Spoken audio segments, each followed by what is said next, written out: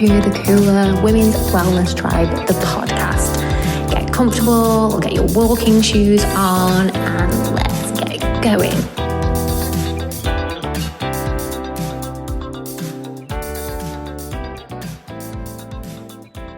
Hello. Welcome back. Episode 47, I believe. I'm so excited to reach 50 episodes. I cannot believe it. Episode 50 is going to be good. I'm going to make some little changes. I already have them planned, but I'm waiting for that pinnacle episode because for me, that is, when I feel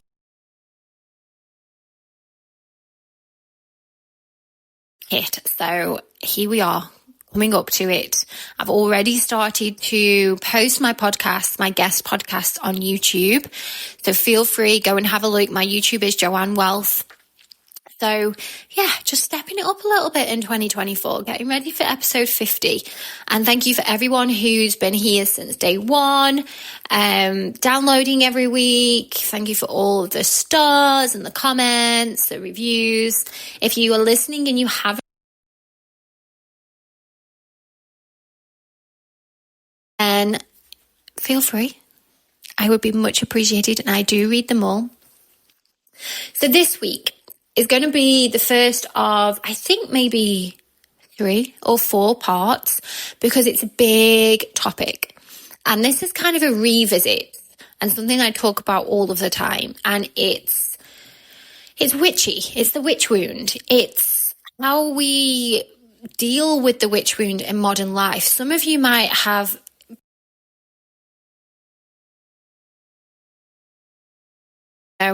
there's no religious connotations or anything with it. So I'm going to sort of debunk some of those as well today, because that is one thing that people they don't want anything to do with it because they feel like it's anti something else when it really, really isn't. And at the moment in my own life, I'm sort of navigating through my own witchiness. So I admit, I am a bit of a witch, and not a bit of, I am. And I'm really stepping in witch. So that doesn't mean, I'm trying to get a green face and put a pimple on my nose and that kind.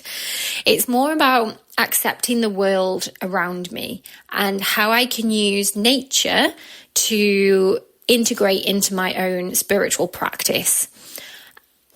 And I'm doing that as well through my use of oils and, really recycling, going out into nature a lot more than I was before, because this connection that I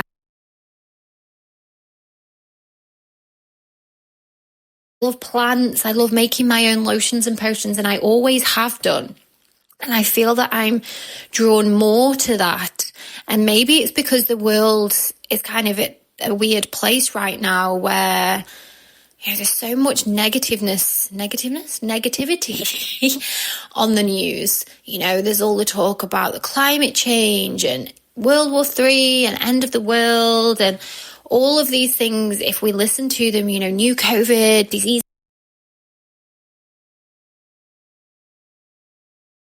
and things for humans, that's quite dystopian. So maybe it's because this is happening in the human world that I'm being pulled more towards nature, having more of a dialogue with nature, but being able to understand where this actually comes from within me. And I really do connect with the witchcraft, the witch world. So that's what I'm going to share today. So debunk a few myths. So in the previous podcast, I think it might have been my 3rd, Witch Please, I kind of dip a toe into this. So I'm going to go a little bit deeper into it today. And there's a really nice quote that I found, and I think this sums up, modern day witches. So everything is within your power, and your power is within you. And as someone or a woman who identifies with magic, that power can be our magic. That power. It might be the power of being a mother. It might be the power of being kind or caring. But wherever your power is, it is within us. At any time, we can, step into this power. And another thing that really I resonate with is the fact that women have been persecuted throughout history, always, and still are now. So for women who don't make the rules that society lives by, they get shamed. If we don't fit into this mold,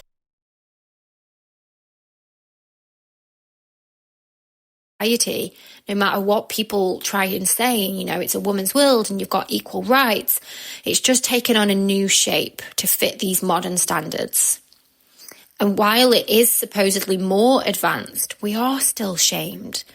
We're still put into this box. And, you know, if we try to embrace our authenticity and power, if we try to be strong and independent, whether married, single, mother, childless, you know, we're still.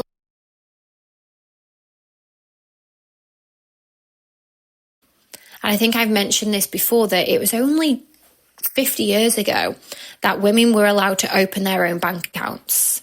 And I think that was, late 70s? So most of our parents were alive then. Our grandparents for sure.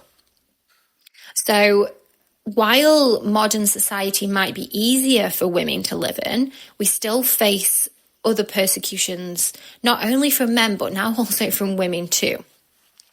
We're taught that other women are.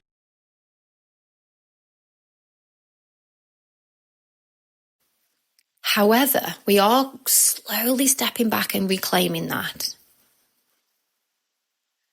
So have you ever, for example, come on your moon and felt that you could ask a random woman in public for a tampon, or do a spot check, you know, have I bled through this?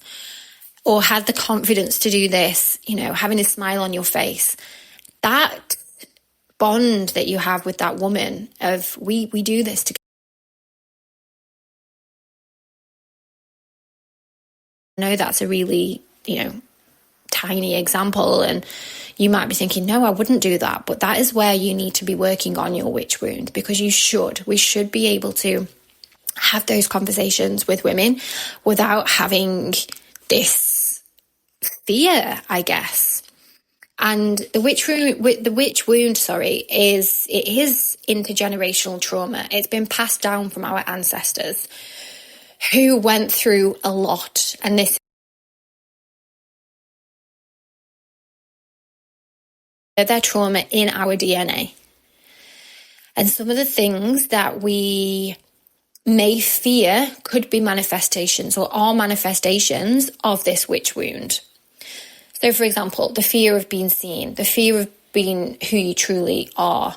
You might feel unsafe. You might shrink yourself. You might keep your authentic self hidden because it feels safer. And this is something that I'm also working on right now. I'm recognizing this witch wound and this inner witch.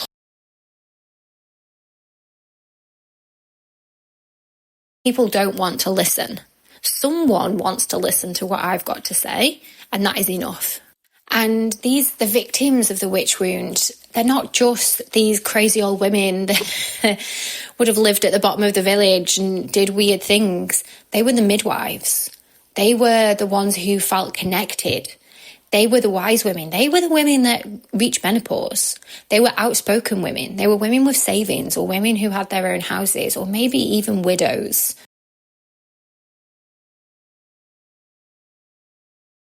Now being dictated to us, and how we've become victims of this witch wound is how these people are labelled as different or other. You know, that lady down the street's a little bit weird. She lives on her own. Her husband died and now she doesn't go anywhere.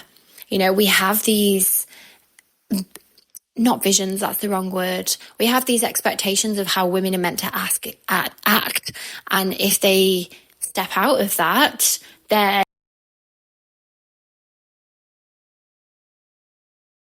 is what we're supposed to look like, how we're supposed to dress, how we're supposed to act, how we're supposed to behave. Look at the diet industry, you know, and it's crimes against women who don't fit into certain clothes sizes. You know, men and women are actually shamed for this. You eat too much, you don't eat enough, you're too muscly, or you're not muscly enough. And especially, you know, a muscly woman, a woman who works out, they're told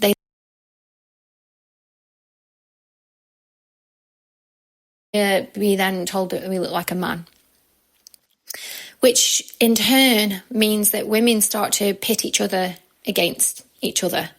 So we put each other down, and this is a form of manipulation from the patriarchy. If women are putting each other down, then there's not going to be a community. They're not going to be there with each other. There's no sisterhood.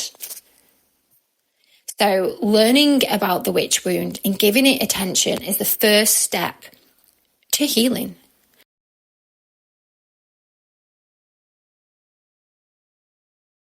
Our lineage, our future, the way that we live our lives.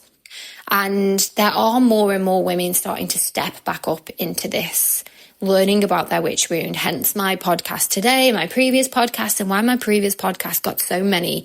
I think it's one of my most downloaded, and one that people say, I loved that one. So let's get into it. What is the witch wound? And I've got another quote here that I've written down. For their rights, the whole concept of witchcraft came into play to hold down women and women's empowerment. So just have a little think of that. So it was something that was created to hold women down. This witchcraft, even the word witch, which I'll go to in a minute. So yeah, in 2024, women have made progress in fighting for our rights. You know, we've got laws.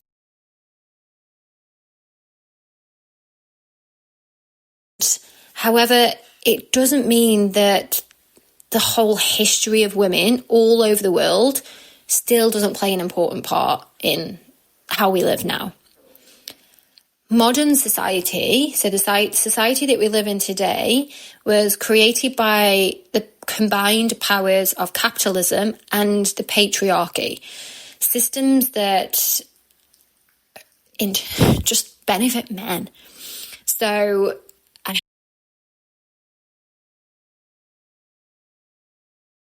United States in 2022, because obviously it's a little bit different in the States as to the UK, and particularly where I am now in the UAE.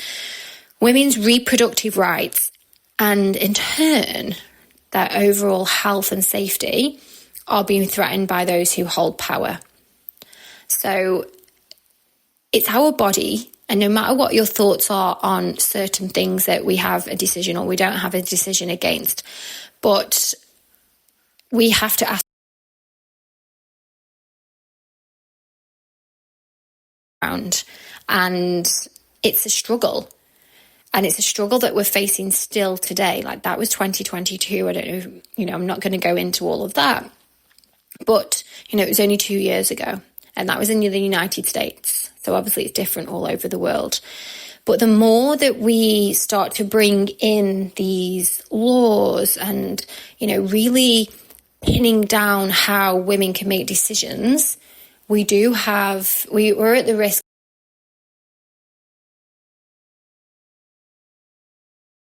Many people, women especially, have a strong negative reaction to the word witch.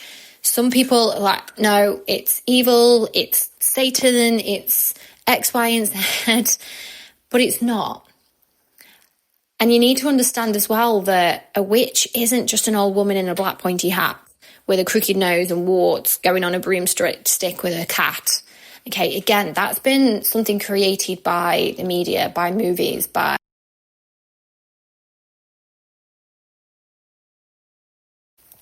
Oh, what's the movie? I've forgotten it now. The Wizard of Oz. And we just kind of have that picture of a witch, don't we? They're seen as something negative, someone who's going to harm you, evil. And this is just a stereotypical image, which that has its own history, but it doesn't show what a witch truly is. And in order to sort of overcome the witch wound and step into your witchiness, if that's something you're looking to do, or back, we need to have a look at the history and what happened during that time. So the witch trials, very, very quickly. There is a lot to this. I'm still reading and learning about it. It's very interesting. Some of the things blow my mind. And I've wrote a few things down here as well that I'm just going to tap into. So throughout history, and again, this still happens, women are devalued, treated as objects, killed, abused.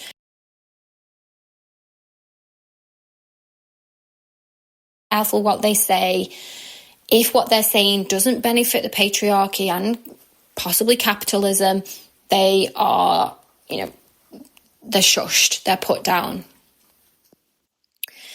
This doesn't even include all of the women who were born only to be killed or abused as children simply because being born a girl was, and still is in many places, considered a crime. So the numbers I've got here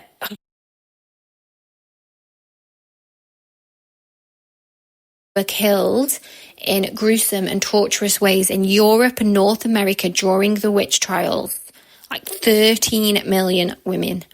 However, and I've put a big question mark next to this to remind me that a lot of people think it's higher, because it doesn't include all the women vilified by cultures across the globe during their own witch trials. So that is just Europe and America.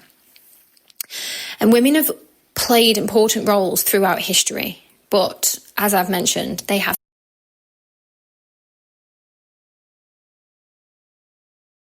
isn't just about magic, but understanding a little bit about what that is and why the witch trials began does help you to understand, what the witch wound is and how we can overcome it. The witch trials, when I've been reading and researching, are also called the burning times.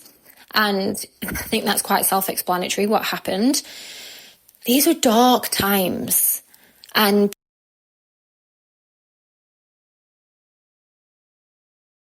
But then you had the threat of being accused of being a witch, and it was the burning time, so I'm guessing you could put two and two together there and work out what happened to these people. You were labelled a witch if you were a herbalist, if you were a healer, if you were outspoken, independent, unmarried, held any type of power or influence in your community, anything that made you stand out, basically.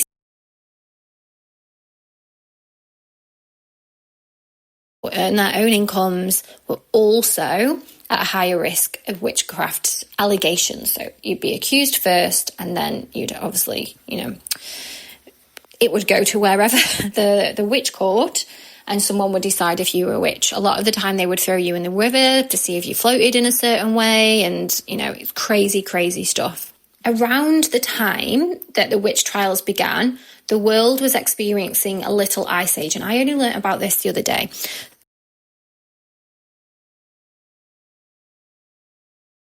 And gave those in power the excuse they needed to privatise communal land for profit. So again, patriarchy, money coming in. This encouraged the growth of the patriarchy and capitalism and increased their influence on society. Sounds familiar. Additionally, people's views on magic and traditions like healing practices were also starting to shift from positive to negative. Again, sounds familiar. If you think or if you believe in anything other than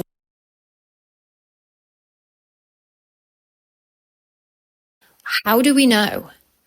We're told it doesn't work from the people who created the medicines and the companies that are there to make them money. Very similar to the people who started to, own the land and you couldn't grow your crops there. Someone somewhere is making money. And if you start to believe in the opposite, they don't make as much money. Independent, powerful, intelligent women who had control over their own livelihoods and bodies were seen as threats.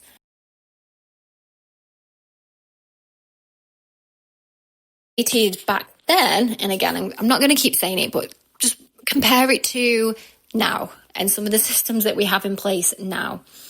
So the system then was used to use women as tools to replenish labour, increase its power. Women became nothing more than tools that could be used to further the ambitions of men in their lives. Some men were also accused of witchcraft when they became problematic. So what does that tell you? So it's a woman thing unless you're a man who's...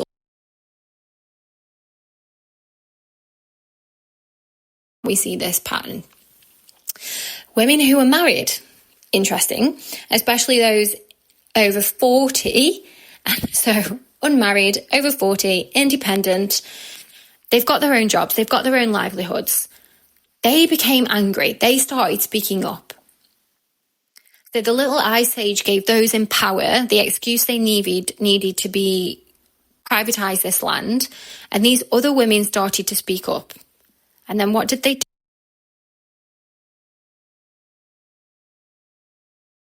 Witches. Accusing these women of being witches provided the perfect excuse for those in power who wanted to cover up inequality, the wealth gap, the disregard they had. And again, just think to how things work. Cover hand over face here. How things work now. If a woman speaks out, she faces name calling, and I'm just thinking of the more recently, yes, they didn't do a great job.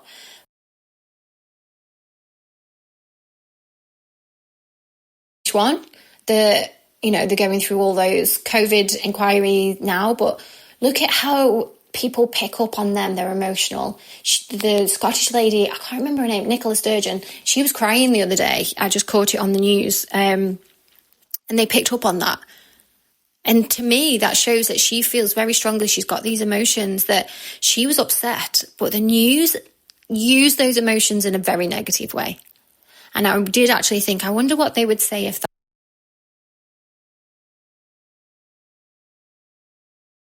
like, would it be reported differently? So while the witch trials were being conducted, they were going on all over the world. And when I was researching for this podcast the other day, I read about a book that was written, and I'll try and get this right because it's Malleus Maleficarum. That's it. Malleus Maleficarum.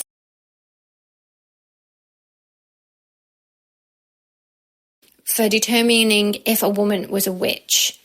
So men were given this book and they followed these guidelines, and each trial that the women went through of someone who was, guilty of witchcraft, they had to have this proof. And some of the things in this book were crazy. Like one example, I can't remember it word for word.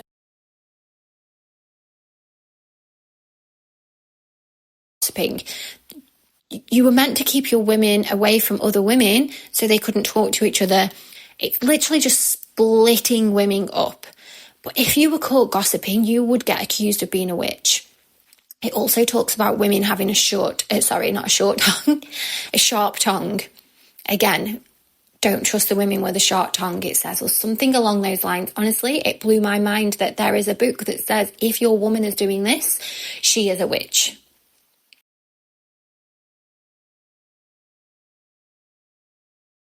You're tortured. Other gruesome methods were used to get women to confess to being a witch, but not the kind of witch, she might have been a herbalist, a midwife, a healer. Not the kind of witch that they were trying to say, the dark magic, the things that they were making up that women shouldn't be doing. And the only reason innocent women confessed was so they could make the pain and fear, and they would just say,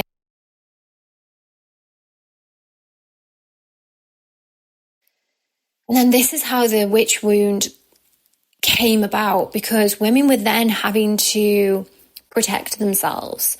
So the witch wound turned into a survival mechanism that would keep you safe. It meant, though, you'd have to say goodbye to everything that made you unique. You'd have to give up your power to fit in this new mold. You would make sacrifices just to keep yourself safe. So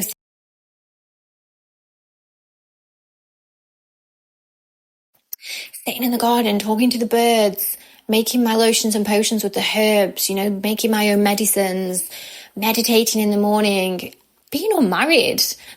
Yes, I'm engaged now, but I'm still unmarried. I'm not a child. I'm a woman. I have 2 dogs. They could be my familiars. I talk to my dogs. These little quirky things we would all have to say goodbye to.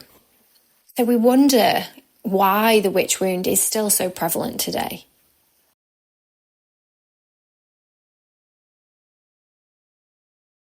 And incriminating others was better, of course, over the torture that you would endure. So if you were told, okay, tell us who is the witch in your village, you will be set free. Of course you're going to confess. Of course you're going to say it's Mary, it's Elizabeth, just picking some random old names there. And this is where the witch wound started. The competition, the judgment, the distrust of other women.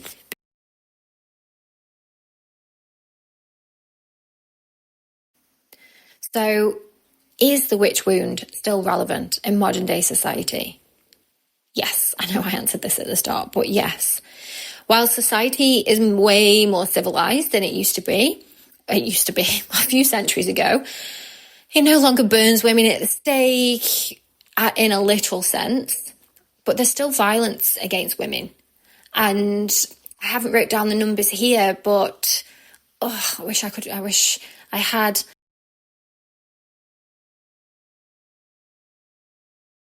Real killers, 2 would be women, the rest would be men. And their victims are more likely to be women. So even in that sense, we're not as safe. Just think about yourself walking around in the evening and how scary that is. And this again is that it's that fear. It's being scared of what might happen if we go somewhere alone, if we dare to speak out, if we post the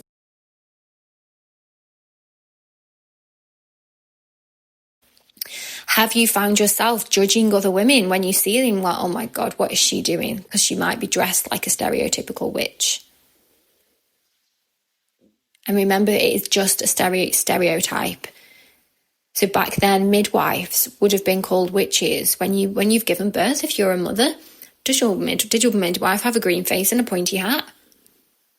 I hope not. I hope not. Maybe she did. That would be quite fun, actually, wouldn't it?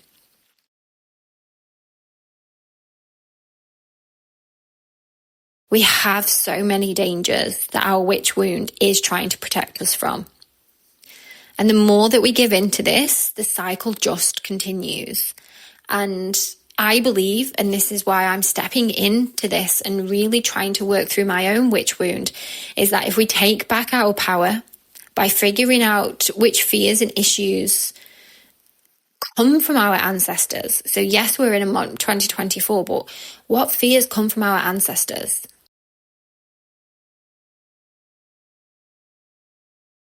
Quite pinpoint where you got that from. And for me, one that sticks out is I'm really claustrophobic. And I always thought when I've tried to sort of pinpoint the time, I can remember being a little girl and being stuck in my granddad's doghouse. And I thought that was where my claustrophobia came from. But I was already panicking when I was in there.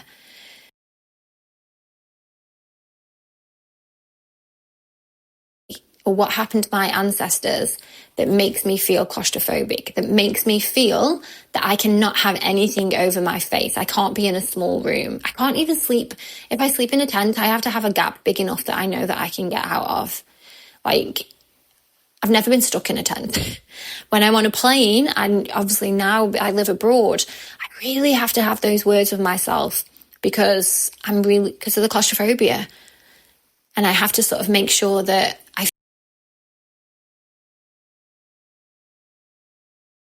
for me because I just feel trapped in. So that makes me reflect. Okay, what is that? Did something happen?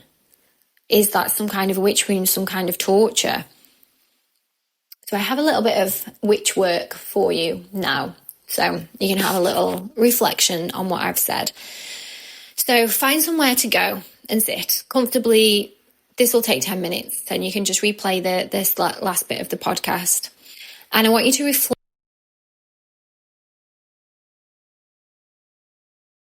and use these answers to help you get a better understanding of if you have a witch wound and how it's affecting you now. So number one, when you have confronted people throughout your life, how did you feel? Both emotionally and physically. 2, how did this experience affect you when you knew that the person would disagree or start an argument? 3, are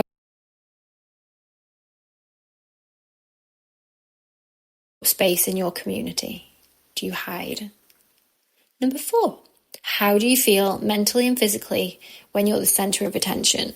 Ugh, even reading that makes me feel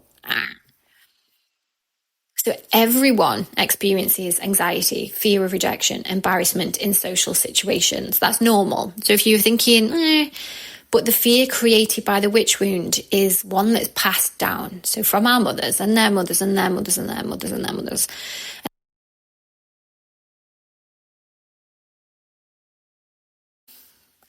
Witch trials and, other acts of genocide still affect women today.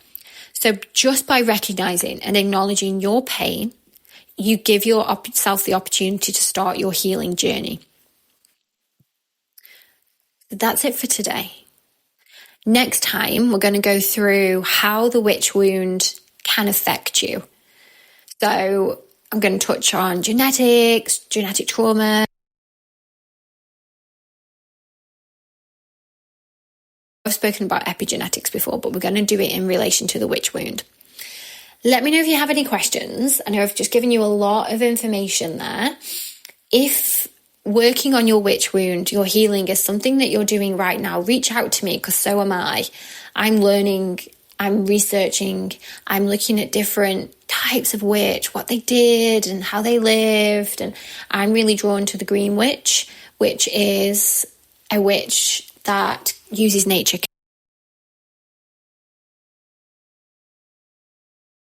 In nature really makes me feel at one. And I feel that there's something within me that when I'm put indoors, that not that I freak out, obviously I need to be indoors at some point, but I don't feel as comfortable. I need a little bit of outsideness every single day. So let me know, and I will see you all in 2 weeks for part 2. Next week, I have another amazing guest. I have a coach, and she's talking about balancing their hormones, approaching perimenopause, or already in menopause. So not one to miss. I will see you then. And that's it today, everybody. I hope you have a lovely week, and I'll see you again next week. Don't forget, 5 stars, download, tell your friends. You're amazing.